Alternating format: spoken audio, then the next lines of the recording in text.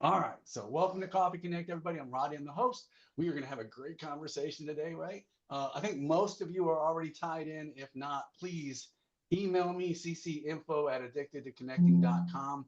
I know Michael had an issue getting the emails this week. Did anybody else have issues getting the Coffee Connect emails? Nope, it came None? through. None? Good, I got good. one. Perfect. And yeah, I said they went out. I know because I send them to my personal email as well, just so I have some kind of a check way. But so if you're not getting them, check your spams and stuff like that, Michael. It might have been something like that they somehow or another got pushed into those things. And so why is my thing not? Come on, there we go. We don't have any new people to talk to today, but if we get some new folks come on, we'll give them an opportunity to introduce themselves. We're up to 35 new folks for the year, guys. The goal is 100 by March 31st of next year.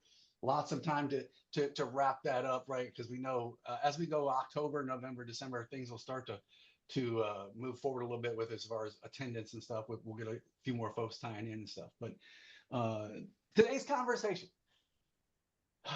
you know, the last few weeks have just been grueling when I talk to people and they were like, I don't want to be in sales, or I don't like sales, or I don't want to think of myself in sales, right? And stuff.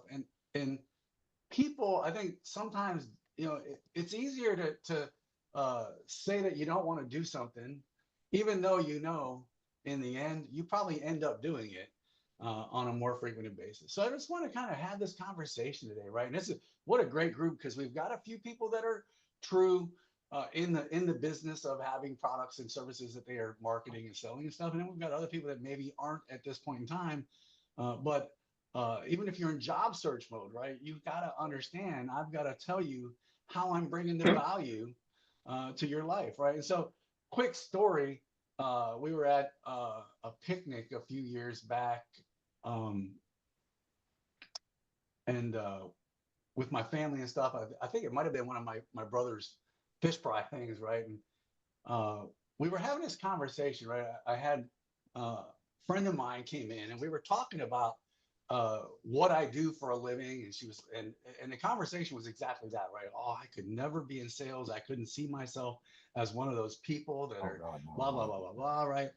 And literally 30 to 40 minutes later, right, I hear her over talking to two or three other people about how great her dish was, her dessert that she brought was, right, and that they needed the recipe, that they needed to have the recipe. It was their family was going to love it, right? She was telling them all the benefits to this dessert that was probably going to put on 10 pounds, right?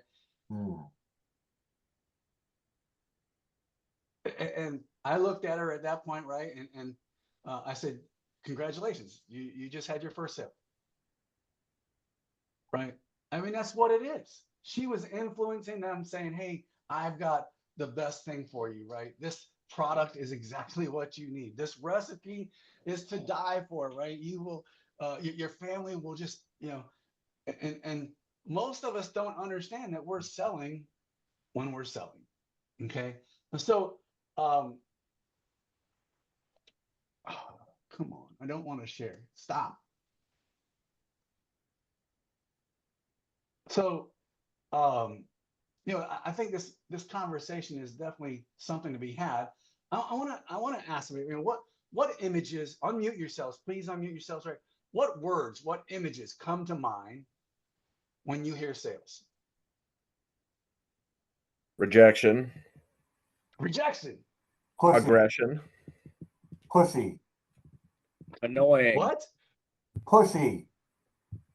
Pushy. Oh God, I thought you said something else. Yeah, Yeah. same here at first. Then like thinking about it. Get your mind out of the gutter. It's Tuesday. Pussy. Pushy. Presentation. Enunciate. People person, somebody who's outgoing. Thank you. Oh yeah. Quota, targets, Oh, quota, targets. Those are tough. Those are tough numbers for sure. Or tough. pipeline, Pipeline. Volume.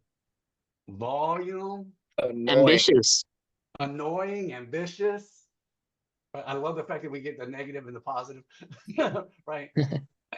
And I think all of those things are true, right? And unfortunately, right, we've got things that stick in our mind as to what a salesperson is or what sales represents or anything, right?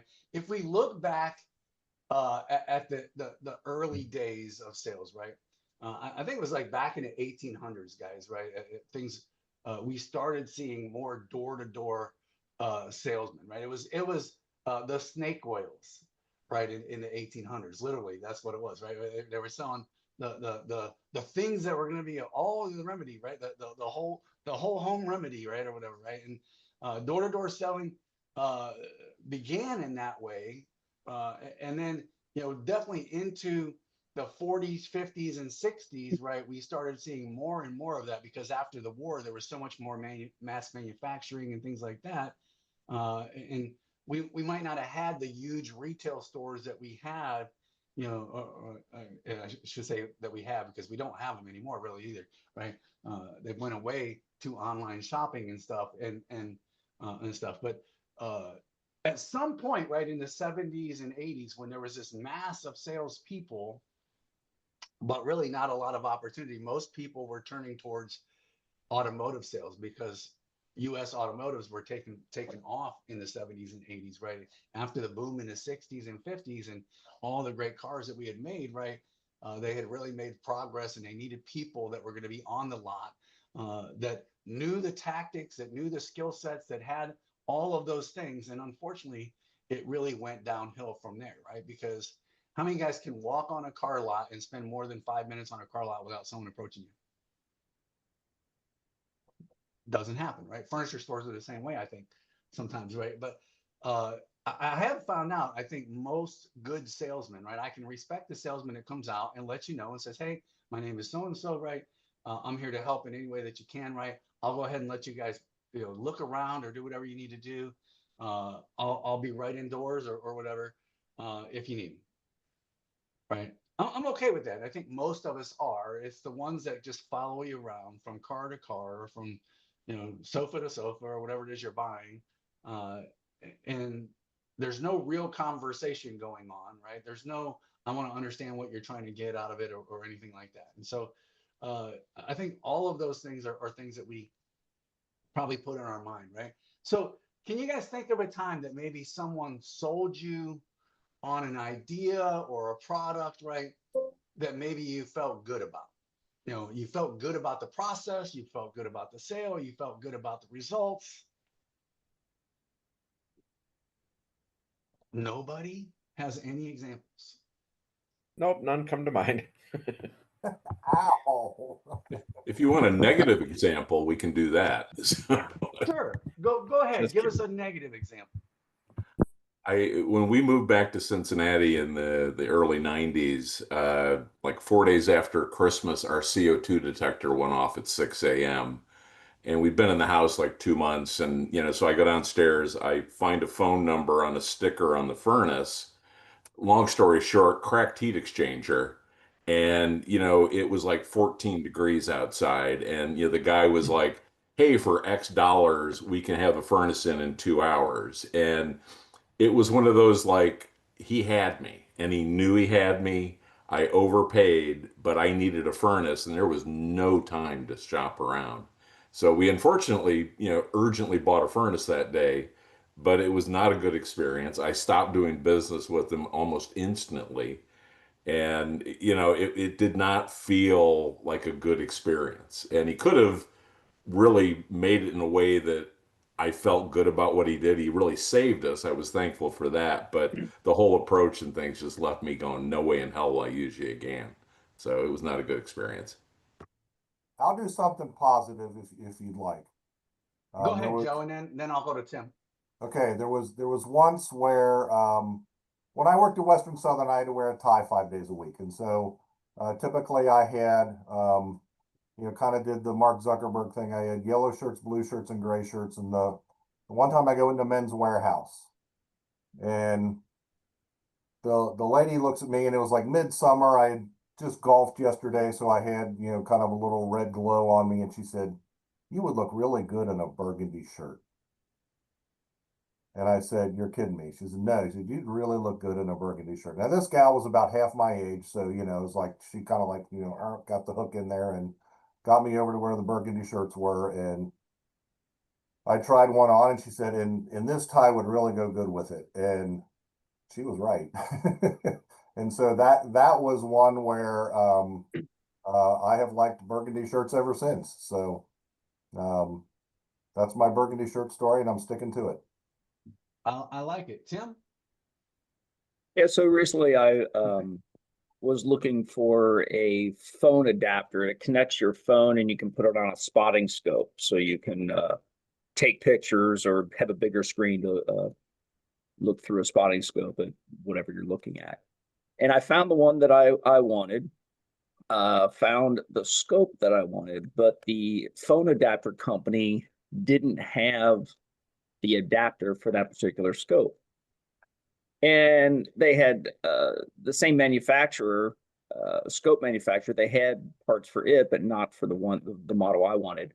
So I contacted them through email saying, "Hey, you know, will one of these phone adapters fit the spotting scope that I got?" And they said, "No, it won't. But if you get us the measurements, we can make one for you." And so we went round and round. They even contacted the scope manufacturer to try and get them to send a scope so they could fit it. I ended up saying, "Well, look, I've got the scope. What if I sent you mine?" And they're like, "You do that?" So they're like, "Yeah, we'll pay for shipping. Send it to us. We'll make one for you and send it all back."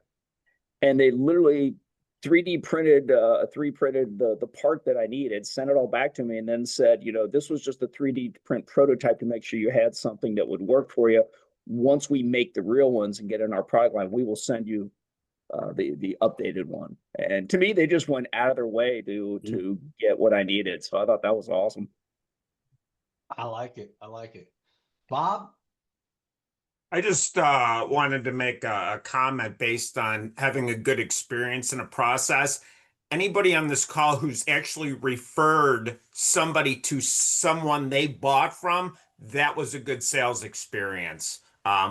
Like with our cars, we go out to Coleraine Toyota because the first experience was so great. We don't even shop it around. The last two times we bought cars, we went right over there. We know we've had a great experience and always willing to refer to other people.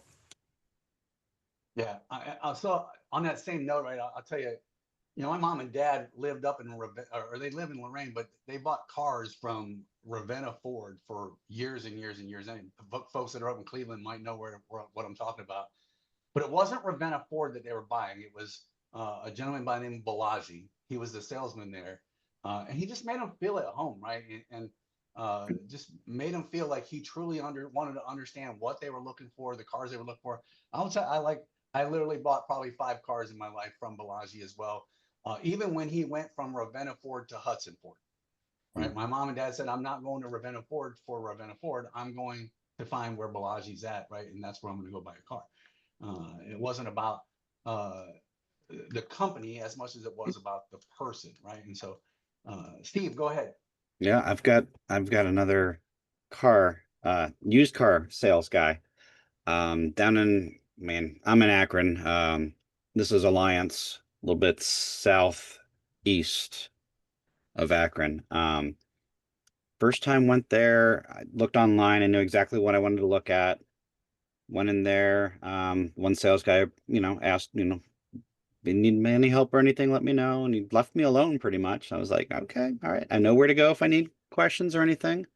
Then, you know, found him when I wanted to do a test drive, and he he didn't oversell anything. And I bought 2 other cars from him since, and yeah, same kind of thing. Sometimes you get lucky. Yeah, yeah. So I'll tell you, I mean, we moved into this house in 2015, guys, and in 2017 or so, the AC, it was like August, right? The AC decided it wasn't going to work. And I don't think at that point we lived in the house 2 years. We were like, oh, that wasn't even on our mind that we were gonna have to put an AC unit in, right? We weren't thinking that because I think it had been replaced in 2012 or something like that. I don't, you know, I don't know. I can't remember exactly the day, but the guy came, right, and everyone has always told me, hey, try not to deal with the big stores, right? Try and deal with mom and pop places when it comes down to things like your heating and air and things like that. Well, I couldn't get a guy out there from any other place other than Logan. Logan's a pretty big heating and air conditioning company here in Cincinnati, right? But the young man came out, right, and he was like, hey, I mean, it's got a leak somewhere. And he's like, how long have you lived there? And we lived there about 2 years. It might have been 3 years at that point. I can't remember. But he says, well, so we can obviously go through the whole rigmarole of finding the leak and repairing the leak, replacing the piping, whatever that has to do with it. And then we can recharge it back up and it'll probably be good. Or he's like, I can charge you about $125 and we can just put some more refrigerant in it and it's probably going to last you another 2, 3, 4 years, because God only knows when they might have had it charged up last too, or if the leak existed prior to us moving in the house, right? And so he charged it up. I paid the 125. He charges it up, right? It lasts another 3 years. Can we all agree? Money well spent, right? 3 years. I got another 3 years out of my AC. He comes back. I call Logan again because I trusted him at this point. I said, well, can we just charge it up again? He goes, I don't see why we can't. It lasted you 3 years this time, right? So we charged it up again, and everything was good until 2022, right? 2022, 2023, it might have been 2022. August again, because it never goes out in December when we don't need the air conditioning, right? It goes out when it's the hottest months of the year, right? And at that point, we knew at some point we're going to have to replace this thing, right? And we had made plans accordingly to do so at some point. And so, but in August of 22, they came out and I said, hey, I'm tired of messing with this thing. Let's go ahead and replace it. And I could have easily went somewhere else, but I think because Logan gave me the options over the years to spend less money or spend more money today, spend less money or spend more money today, right? That I just said, that's who I'm going with. That's who I trust to do the job that I want done, right? And so, you know, out of all of those experiences that we've had, good, bad, the ugly, right? What do you think were some key characteristics that maybe made the event more pleasant or more pleasurable for you? Honesty and options. Honesty and options, right? When you tell somebody this is the way you got to do it, man, I hate that, right? But when you give somebody some options and they have some autonomy over what's going on over it, I think it definitely makes it a lot better. What else? Trust. Go For ahead. sure, trust has to be built, Bob, right? Absolutely. I mean, and so Bob said earlier, if you referred anybody to a restaurant or any kind of business or product line or anything like that, right? I mean, it's the same thing, right? If you're in job search right now, right? I gave we talked last week about how referrals, right, is key to expanding our distribution, our network, and our opportunity to get referred to somebody else that might be offering a job, guys. And so I think you've got to build trust though, because if I don't trust Julie that she is who she is, what she stands for, and everything else, how likely am I to refer Julie to Steve, right, or anything? So trust is huge. What else? I mean, I had one where we were ending the quarter for the company, and it was a platform that would bolt onto your support system to do like ticket routing. So customized ticket routing, customer sentiment, different types of reports like that. He actually put the relationship over the month-end close. So we were pressed for time, couldn't get it into the budget, and he literally stepped back and he said, I don't want to just drop off the cliff. I will call you back again next quarter and we can begin the conversation. So that meant a lot that he just didn't go off to the next fishing hole and never come back again, right? There was he had a different level of integrity to do that. I've got a similar one. I had a vendor when I had my business who we bought a lot. They were a distributor for vinyl and other products for printing. And I had a specific project and I reached out to him and he told me that his company didn't have the best product and actually recommended a competitor. I bought that product from the competitor and then bought everything else from that guy for the next 3 years. Wow. Yeah, I think there's definitely a lot of sentiment around the relationship piece, right? Making the relationship first and stuff.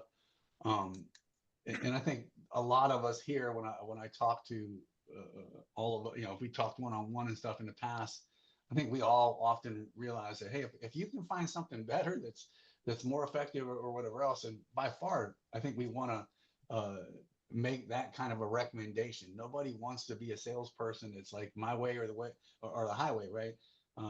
Because most of the time they're going to be like, okay, well, I'll take the highway.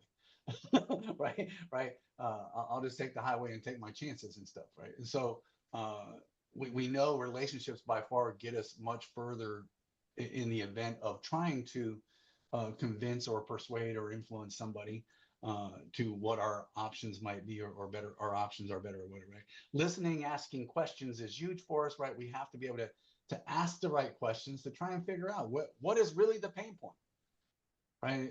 If somebody says X and you say, on a scale of 1 to 10, right? And, where does this X fall into play? And they're like, oh, it's only a 4. It's probably not the real pain point anyway, right? It's just something that they threw out there as a smokescreen or whatever else. And so you got to ask questions further to kind of, well, what is it about X that kind of creates a problem for you or creates a disturbance in your life or whatever, right? And so you can pull back those layers to try and figure out what's the real problem, right? And stuff. As engineers, right? It wasn't enough that when somebody might have turned the wrong valve or turned the wrong switch on a nuclear reactor. I don't want to alarm anybody, but it happens every once in a while, right? That we would have near misses and we would all have to sit down and have a kumbaya moment, not to chastise Erin because she did something wrong, right? But to really try and find out where did we go wrong? Now, 90% of the issues that went on was because of people, right?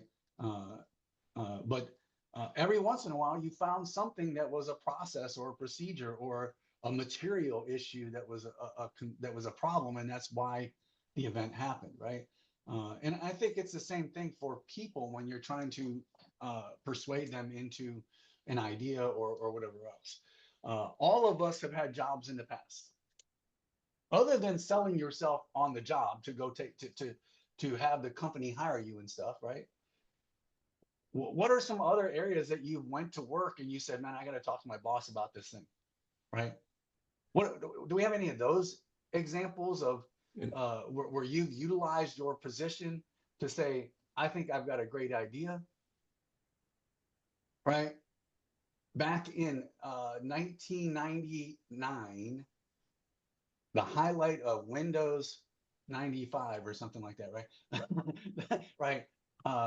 We had all of our maintenance paperwork on 3M PMS and our reactor plant maintenance system, right, was all on these big charts. Like literally, you wrote it out on this big chart, right? And you tracked it all on paper and everything. Like nothing was electronic at that point in time.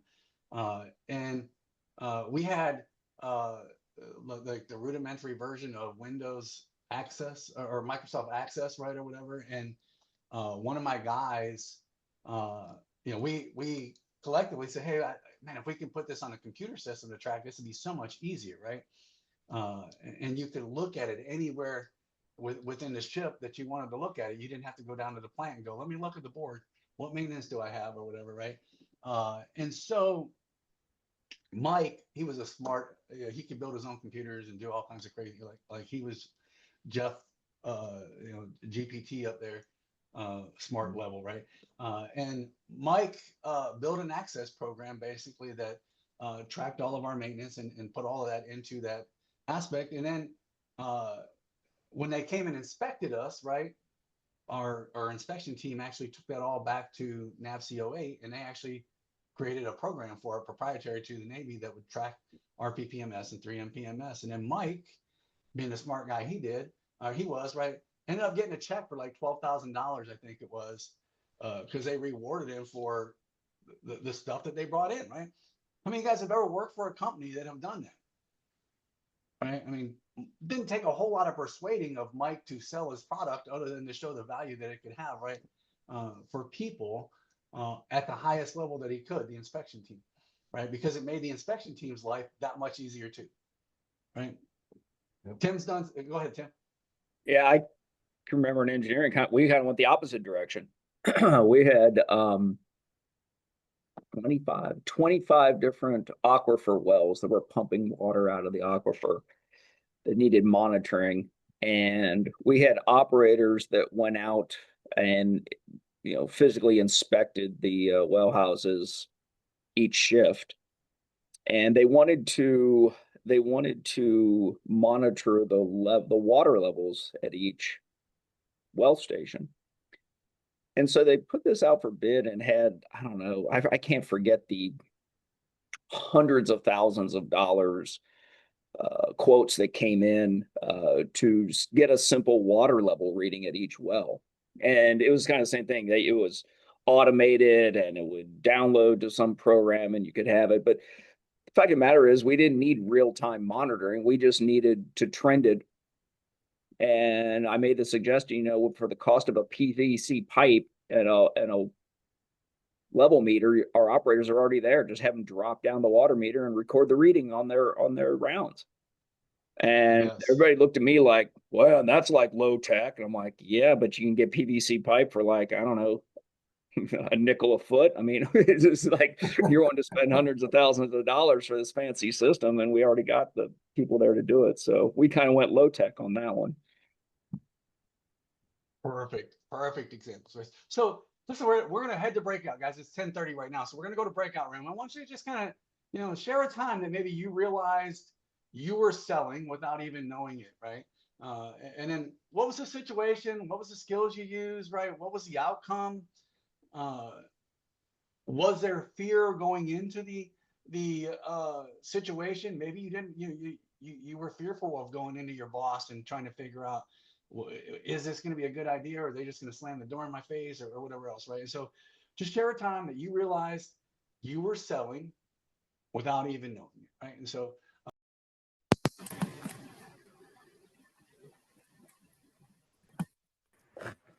So We're back. why do we all fear being associated with what is known to be the oldest profession that's out there? It's not the second oldest.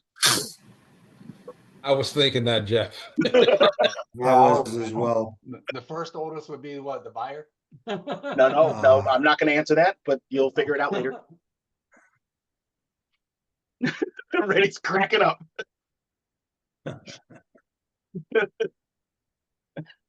I heard something else was the oldest profession, Ronnie. Yes. But that's Anyway, well, it's because of the stigma associated. Yeah, well, different thing of being sold. Anyway, it's the stigma associated with the pushy salesperson, with the used car salesperson, the person who does not have skin in the game and is selling for their benefit and not for the buyer's benefit. Yeah, the stigma, right? For sure. He mentioned that. What else? Anybody? It's Anything the different? bad experience that someone that you have that you never forget. We talked about, Rodney, in our group, my last company before I retired, the folks that were in support positions didn't realize they also were in selling positions. And what would happen is I would work my fanny off and land a client, and the people that I handed them to would destroy it. And, because they couldn't appreciate what went into gathering the client, like I said, the accounts payable guy acted like an accounts payable guy. So it's amazing what goes on. And I used to tell folks that we'd sign a customer, we'd hand them an empty bucket, and every time something went wrong, we'd throw a rock in it. And eventually that bucket weighed 900 pounds, and we'd lose a customer over one stupid little issue because the people in the hierarchy didn't understand or support that they had selling functions. Yeah. I'll argue for the production side too, right? Because I said those that are in sales don't realize they have uh, uh, a skin in the game on the production side too, right? Over promising things and stuff, but for sure, I agree with you, Clint. That we've all got a stake in it at some point on what we're selling. I think, Rodney, on the tech side, in the last, say, 5 to 7 years, there's been a lot of effort spent on the customer journey. And that plays right into what Clint is saying. It's not just the sale, it's how you take after them, take care of them at every step and every level, right? From the sale to support to how do you bill them and how do your success managers interact with them along the way. So, Yeah, and I know some of us have some automated systems, right, that allow for that, right? And someday maybe he'll come share those with us a little bit more. Again, I know he's already done a couple 101 level sessions and stuff, but for sure, CRM takes things to a new height that you can continue to keep conversations going. Obviously, make the customer feel like they're more than just a customer, right? That they're a true person that you genuinely care about, that you want to have a relationship with beyond just the transaction that takes place. The journey, the customer journey, as Darcy said, right, is a huge thing, guys. And so I think we all have to understand that the skills that we talk about from a sales standpoint, right, they're not just sales skills, right? How many of you guys got kids? Have you ever tried to convince your kids to do stuff that they didn't want to do, right? Ray's like, never. I speak, they listen. That's all this. I speak, they don't listen. Yeah, so we try to convince them, but that doesn't work. All right. I mean, there's all kinds of avenues that we can talk about how persuasion and inspiration may be out there, right? But and we never refer to that as sales, because the transaction of me convincing my kids to go whatever it is, right, doesn't necessarily equate to they are paying me money or I'm paying them money. It's still sales. Tim? Yeah, my daughter called me out on this a few years ago. I can't remember what it was, but one of the things with sales that I've been taught is you lead with questions, right? You pull, you don't push. So you're asking questions to lead them where they should go. And so I applied that with my kids over the years. And at one point, when my daughter was a little older, I forget what it was, but I started asking a question. She goes, "Dad, just stop asking me questions and tell me what you're going to get me to do anyway." I was like, fair enough. I like it. I like it. You know, obviously, Tim and I work together. You know, one of my favorite stories when we're talking about sales techniques and stuff is when he talks to he tells us about telling his son how to use alternative choice questioning methods, right, to get the right cookie made for himself, right, versus asking his mom if she wants to make cookies. Instead of asking that, he says, "Well, would you rather have chocolate chip or peanut butter?" There's no answer in there. She's making some kind of cookie that night, right? Right, and stuff. So it is about how do we talk to people, how do we ask questions to people to get them to understand, like, to trust us in those things. So I want to jump back into another breakout room real quick. It's 10:49, so I mean it might only be a 7 or 8 minute one, right, guys? But I want you to discuss a time that maybe you resisted sales, right? Resisted the approach of sales, and how maybe you would approach that differently today, knowing some of the skills that are involved with actually selling, right? Again, discuss a time you resisted sales and how you might approach it differently today, knowing some of the skills that are involved with selling. All right, and so I'm going to open them up. We'll go for about 7 or 8 minutes. I'll see you guys back here shortly. Awesome. So I'm gonna wrap up with, I mean, today we might have identified some skills that you go, man, if I could just, make my questioning methods a little bit better, or maybe if I just figure a way to listen more intently when I talk to people or whatever. Hopefully understanding that, increasing those skills or developing those skills, right, can help you be the person in sales that you want to be, not the person that you don't want to be. right? None of us want to be the pushy salesman. None of us want to be known as the used car salesman or anything like that. And I will tell you, there's a lot of names out there, right? I mean, Steve Jobs was never in sales, but he sold a vision, he sold innovation, right? Through his storytelling and persuasion, right? He sold those things, right? And I'm not an Apple fan either. He just didn't sell it to me, right? but he sold those things, right? Is there a person in the world today that doesn't know who Oprah Winfrey is? Right? Oprah sold her brand and the message that she had, right, by building the trust and emotional connection with her audiences and things like that along the way. Martin Luther King, was he in sales? No. Right? But he sold a vision for hope and equality through all of his speeches that he had. And I think we all have the same ability to do the same thing. I think one of the things I thought about earlier, right? There's new movies coming out and stuff, but J.K. Rowling, I see some heads shaking like I know who that is, right? If you or your kids have ever read Harry Potter or you've seen the movie Harry Potter, right? I mean, she was never in sales, but she sold the whole world, right, of Hogwarts. Okay. For the next week, I hope you guys can maybe take note of every time that you're selling, right? Make an assessment of what did I do good? What do I need to get better at, right? And write it down. See how much impact your sales skills may have on convincing that next employer, right? On helping that next client understand where they went wrong with downloading the bad software, right? Right, Jeff? Or whatever it may be, right? But write it down, write the skills down, assess yourself, right? And I think we all understand the best salespeople are those who help others understand what's possible. All right. Embrace your inner salesperson, right? Don't be a pushy person, but to be helpful, influential, right? And definitely impactful on those that are around you. Go out there, have a great week, everybody. And remember, I love you guys. All right. Thanks, everyone. Thank you, See you next everybody. time. Thank you. Appreciate it.